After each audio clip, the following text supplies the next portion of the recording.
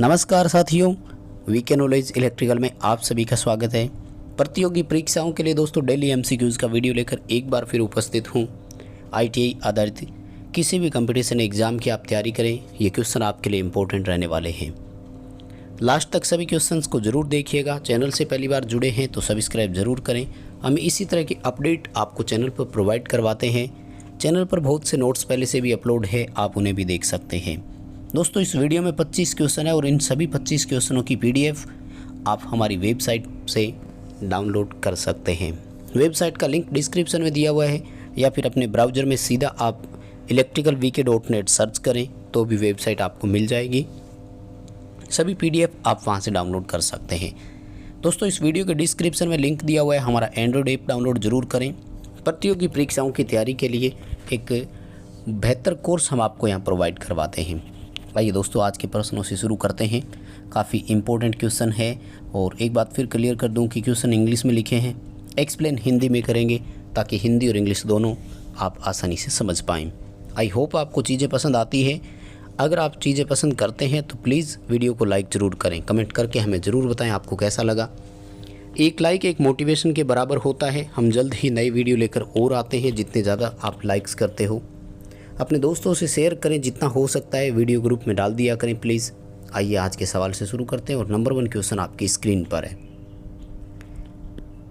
Insulator के regarding कौन सा गलत है? बहुत सिंपल क्वेश्चन पूछा है। इंसुलेटर को आप अचालक बोल सकते हो। अचालक के बारे में गलत कथन की पहचान करनी है। माय डियर, पहला ही स्टेटमेंट देखिए आप, पॉजिटिव टेम्परेचर कोफिशिएंट गलत हो गया ना, क्योंकि एक इंसुलेटर में एनटीसी होता है, नेगेटिव टेम्परेचर कोफिशिएंट होता है दोस्तों। उसका प्रतिरोध बहुत ज़्यादा होता है, फॉरबिडन एनर्जी गैप उसमें बड़ा होता है, उसकी कंडक्टिविटी कम होती है। तो ये तीनों स्टेटमेंट उसके बारे में सही है।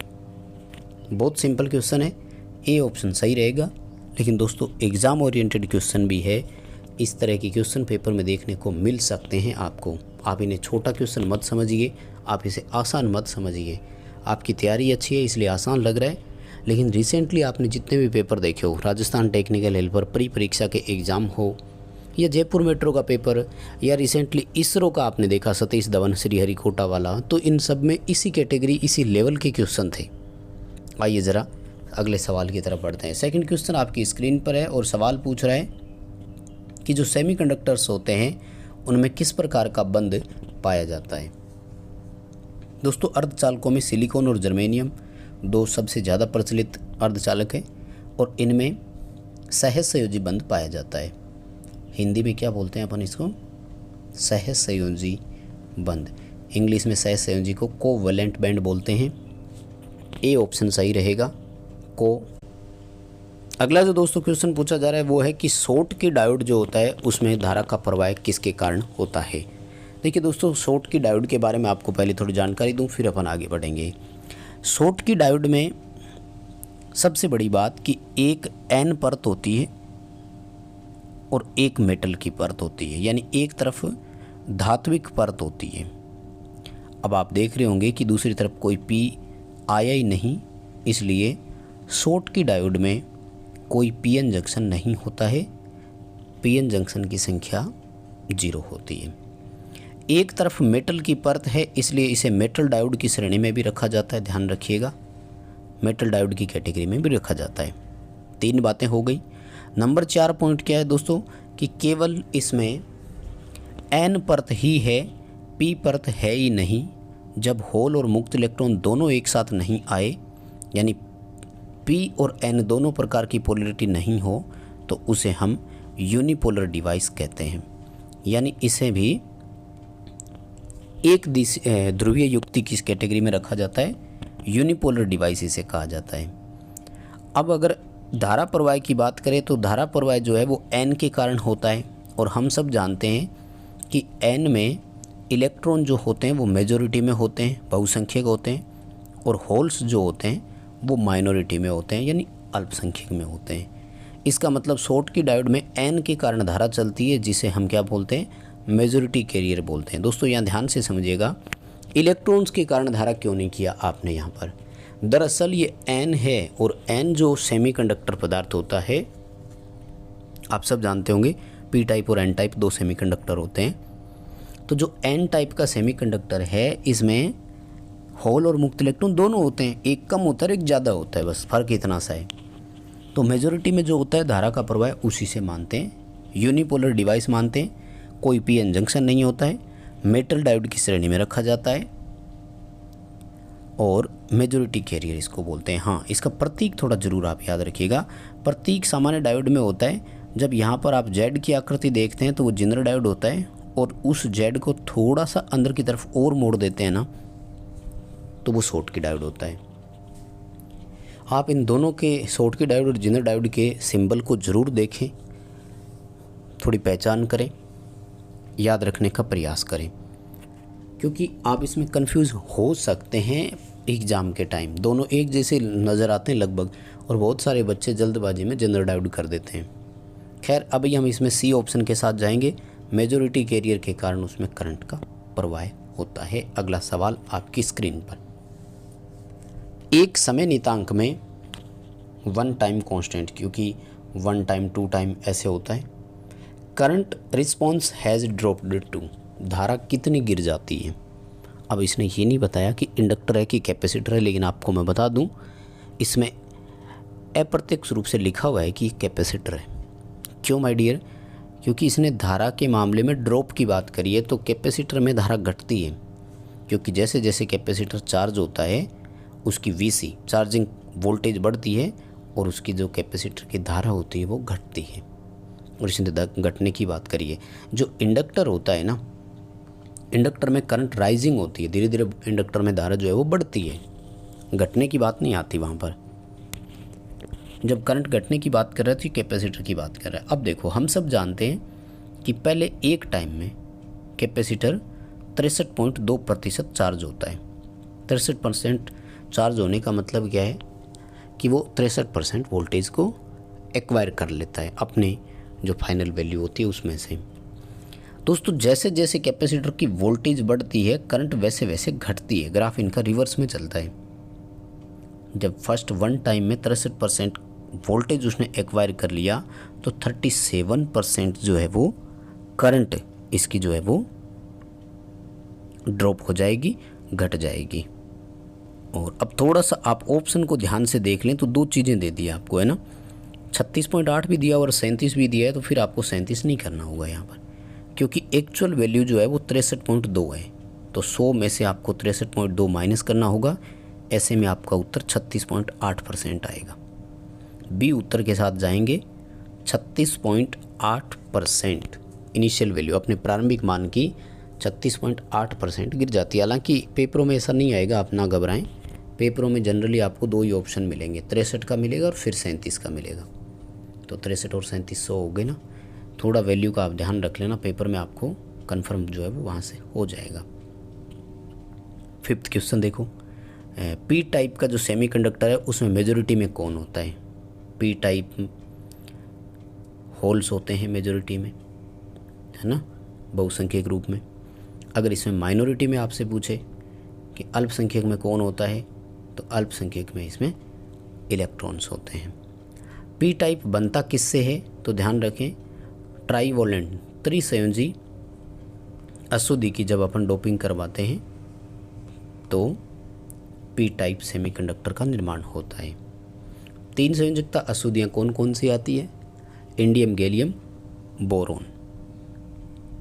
अगला सवाल है, एक फिल्टर सर्किट, एक ऐसा फिल्टर सर्किट जो restrict all frequency above a certain frequency.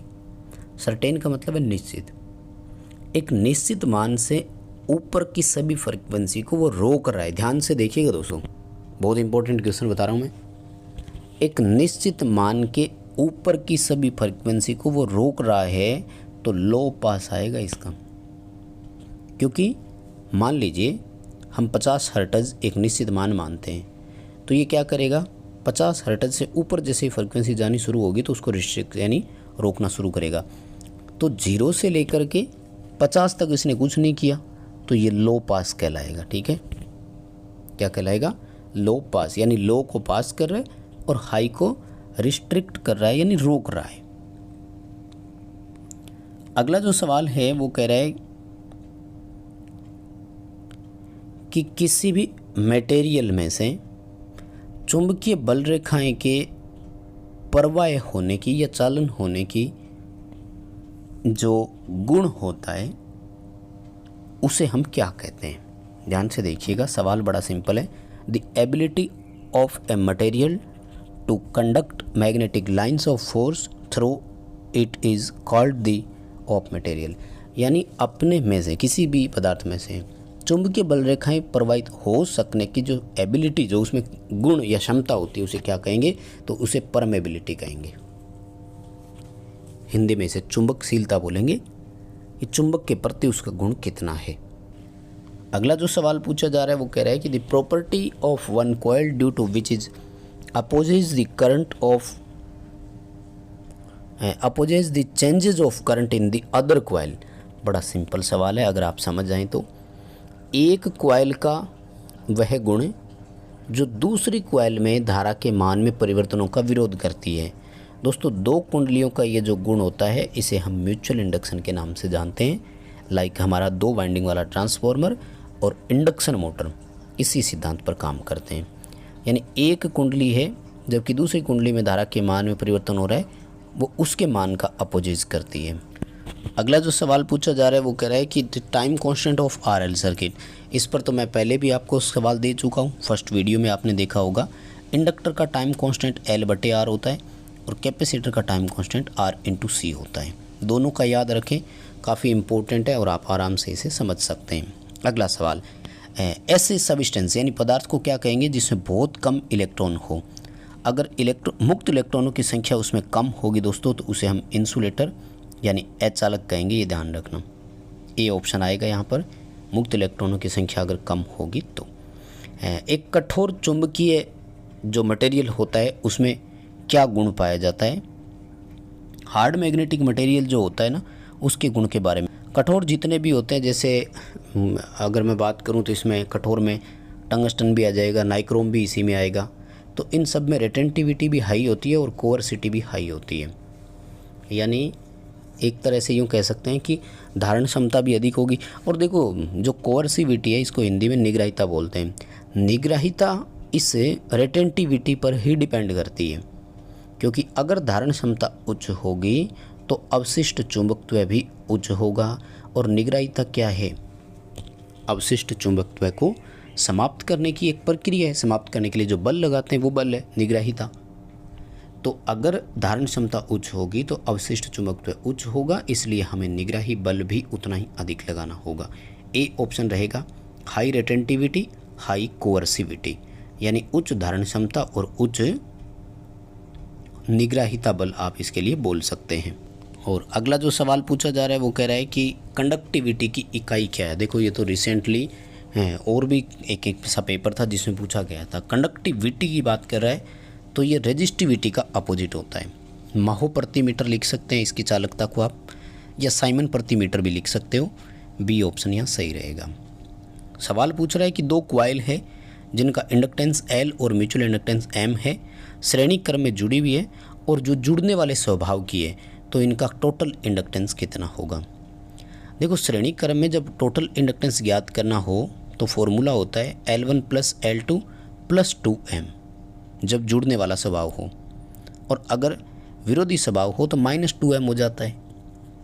ठीक है, अब जब दोनों का मान सेम है तो L + L + 2M होगा कि नहीं। देखिए, L और L को अगर आप कैलकुलेट करते हैं तो 2L + 2M बन रहा है ना, दोनों में से 2 कॉमन आ गया, L + M हो गया। बी उत्तर आएगा 2 ब्रैकेट L + M। इसी तरह से माइनस वाला जब होगा ना तो उसमें माइनस का निशान आ जाएगा और रहेगा सेम ही, सी उत्तर हो जाएगा। अगर यहाँ पर अपोजिट पोलैरिटी होता, परस्पर एक दूसरे का विरोधी स्वभाव लिखा होता तो। अगला सवाल कह रहे हैं, दो रेजिस्टर है सीरीज में कनेक्टेड है, पैरेलल में कनेक्ट किया गया तो कुल प्रतिरोध 2 ओम आया। ठीक है, और सवाल पूछ रहा है कि अगर दोनों की वैल्यू एक समान है तो बताइए प्रत्येक का मान कितना कितना है। अच्छा, छोटा सा ही क्वेश्चन है, बस समझने में फ़र्क रह गया। ये कह रहा है कि दो प्रतिरोध है समांतर में जोड़ा तो कुल प्रतिरोध 2 ओम आया। अगर दोनों का मान समान है तो बताइए प्रत्येक कितने कितने ओम का है। भाई 2 ओम और 2 ही जुड़े हुए हैं, इसका मतलब प्रत्येक कितने का है, 4 ओम का है। बहुत सिंपल क्वेश्चन है। कैसे कैलकुलेट कर सकते हो आप, फॉर्मूला लगाओ, RT बराबर R/N वाला फॉर्मूला लगाइए। हमसे R पूछा गया है ना, तो R टोटल इंटू N कर दो। समान मान का हो तो समांतर में यही तो फॉर्मूला लगाते हैं अपन, जब पैरेलल में सभी समान मान के हो तो R इंटू N करना है, RT इंटू N करना है। देखो कुल प्रतिरोध 2 आया और प्रतिरोध भी 2 है, तो प्रत्येक 4 ओम का होगा, प्रत्येक की वैल्यू आ जाएगी। सी ऑप्शन सही रहेगा। अगला सवाल कह रहा है कि जो कंज्यूमर के साथ जुड़ती है डिस्ट्रीब्यूटर में एक लाइन एनर्जी मीटर में, ठीक है, तो उसे क्या बोलते हैं। डिस्ट्रीब्यूटर में जहाँ से सर्विस लाइन के लिए टैपिंग निकलती है, उस पॉइंट से लेकर उपभोक्ता के एनर्जी मीटर तक की जो लाइन आती है उसे सर्विस मेंस कहा जाता है। फीडर वो होते हैं जो डिस्ट्रीब्यूटर को सप्लाई फीड करते हैं। डिस्ट्रीब्यूटर वो होते हैं जो कंज्यूमर की सर्विस लाइन टैपिंग के लिए सर्विस प्रोवाइड करवाते हैं। ग्रिड होते हैं इंटरकनेक्टेड नेटवर्क, 2 या 2 से अधिक सब स्टेशन जब एक दूसरे के साथ अलग अलग सोर्स से जुड़े हुए हो तो उन्हें ग्रिड या नेटवर्क कहा जाता है। हाफ वेव रेक्टिफायर की अधिकतम दक्षता पूछिए। हाफ वेव रेक्टिफायर की 40.6% होती है, और अगर फुल वेव की पूछे आपसे तो फुल वेव की 81.2% होती है। अगला सवाल ये काफ़ी अच्छा है, इसे थोड़ा ध्यान से समझिएगा, बहुत इंपॉर्टेंट है।